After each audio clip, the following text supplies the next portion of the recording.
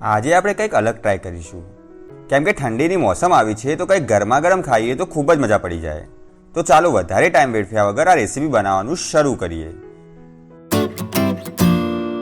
કેમ છો મિત્રો, હું છું મુખ્તાર હુસૈન અને સ્વાગત છે તમારું મુખ્તાર હુસૈન ગુજરાતી યુટ્યુબ ચેનલ પર.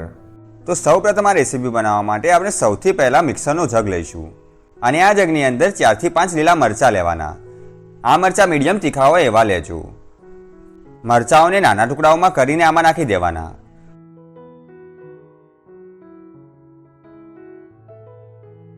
ત્યાર પછી આની અંદર 15 થી 20 ફુદીનાના પત્તાઓને પણ નાખી દેવાના. ફુદીના પછી 6 થી 7 ડાળીઓ કોથમીરની લેવાની અને એને પણ આની અંદર ઉમેરી દેવાની. હજુ તમને સમજમાં નહીં આવ્યું હોય કે આ હું શું બનાવી રહ્યો છું, તો આ હું આજે તમને કંઈક અલગ શીખવી રહ્યો છું, જેથી રેગ્યુલર વસ્તુઓ ખાઈને થાકી ગયા હો તો કંઈક નવું ટ્રાય કરી શકો. તો તે માટે આજે હું તમને ગ્રીન ફિશ ફ્રાય બનાવતા શીખવીશ. એટલે કે આજે હું તમને લીલા મસાલાની અંદર માછલી ફ્રાય કરતા શીખવીશ. ત્યાર પછી 5 થી 6 લસણની કળીઓ ઉમેરી દેવાની. લસણ પછી અડધા ઇંચનો આદુનો ટુકડો નાખી દેવાનો. આદુના તમારે ઝીણા ટુકડા કરીને જ આમાં નાખવાનું, જેથી જલ્દીથી પીસાઈ જાય. આદુ પછી અડધી ચમચી જેટલું મીઠું નાખી દેવાનું. મીઠું ઉમેર્યા પછી 2 ચમચી જેટલું પાણી ઉમેરીને આને બરાબર ગ્રાઇન્ડ કરી લેવાનું. આપણું ગ્રીન પેસ્ટ તૈયાર છે. તો હવે આગળ તમારે આ રીતે માછલીઓ લઈ લેવાની. માછલીને તમારે પાણી વડે બરાબર સાફ કરીને જ લેવાની. હવે આ પ્લેટમાં ગ્રીન પેસ્ટને ઉમેરી દઈશું. ત્યાર પછી બધી માછલીઓની ઉપર આ પેસ્ટ લગાવી લેવાનું. મિત્રો, જો આપણે આ પેસ્ટ ડાયરેક્ટ લગાવવા જઈશું તો ચોટશે નહીં. માટે આ માછલીની ઉપર બરાબર ચોટે એ માટે આની અંદર 1 થી 2 ચમચી જેટલો ચણાનો લોટ નાખી દેવાનો. કેમ કે ચણાનો લોટ નાખવાને લીધે મસાલો સરસ એવો ચોંટી જશે અને માછલી સરસ એવી ક્રિસ્પી પણ બનશે.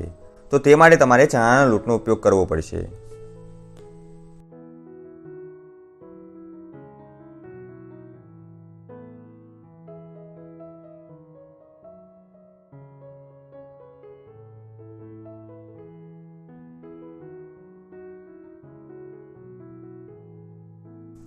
હવે આપણે આ માછલીને શેલો ફ્રાય કરીશું, એટલે કે એકદમ ઓછા તેલની અંદર આપણે આને ફ્રાય કરવાની છે. તો તે માટે મેં અંદાજે 2 થી 3 ચમચી જેટલું તેલ લીધું છે. હવે આ તેલ ગરમ થાય એટલે માછલીને તળવા માટે ઉમેરી દેવાની.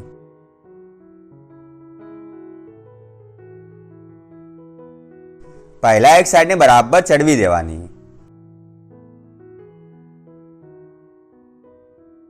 એક સાઈડ બરાબર ચડી જાય ત્યાર પછી માછલીને પલટાવી દેવાની.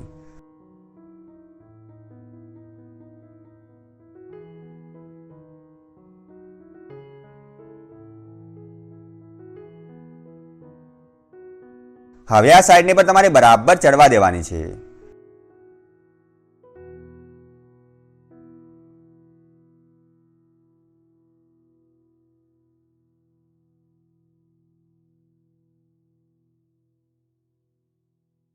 અંદાજે 5 થી 6 મિનિટ ચડાવ્યા પછી આ માછલીને તમારે નીકાળી લેવાની.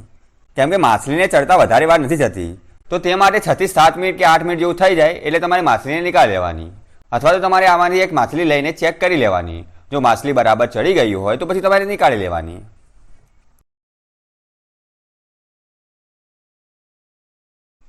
હવે ફરીથી માછલી તળવા માટે નાખવાની છે, પણ આની અંદર તેલ થોડુંક ઓછું છે, તો તે માટે આપણે થોડુંક તેલ ઉમેરી દેવાની અને ત્યાર પછી તમારે બીજી માછલીને તળવા માટે ઉમેરવાની. અને હા, તમે તેલ જ્યારે ઉમેરો એટલે તેલને તમે બરાબર ગરમ થવા દેજો અને ત્યાર પછી જ માછલી તળવા માટે નાખજો. હવે તમે પણ તમારા ઘરે આ અલગ જ પ્રકારની ગ્રીન માછલી ફ્રાયને બનાવીને ટેસ્ટ કરજો અને ત્યાર પછી મને કોમેન્ટમાં કહેજો કે તમને આ રેસીપી કેવી લાગી. વિડીયો સારો લાગ્યો તો વિડીયોને લાઇક કરજો અને આવા જ વિડીયો દરરોજ જોવા માટે આજે જ આપણે આ ગુજરાતી યુટ્યુબ ચેનલને સબસ્ક્રાઇબ કરી લેજો. ચાલો મિત્રો, ફરી મળીશું આવી જ મજાની વાનગી સાથે.